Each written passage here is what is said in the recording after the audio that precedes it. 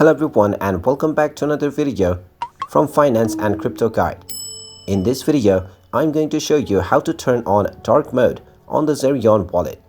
So let's get started right away.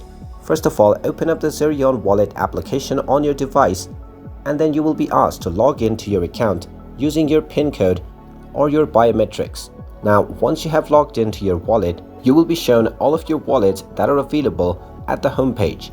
Now, as you can see, the Zerion Wallet is already in dark mode within my device. In order to do this, simply tap on the settings option at the bottom right corner and then from the settings page, tap on appearance. Now from the appearance, you can choose whether you want the light theme or the dark theme. Just choose your desired theme and you can go back and enjoy the theme that you selected.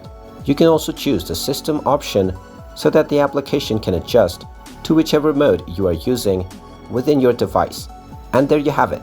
That is how easy it is to turn on dark mode on the Zerion Wallet application. If you find this video helpful, make sure you hit that like button and subscribe to our channel if you haven't done so already. Also ring that notification bell to never miss another update from us. Thank you for watching and I will see you again in the next video.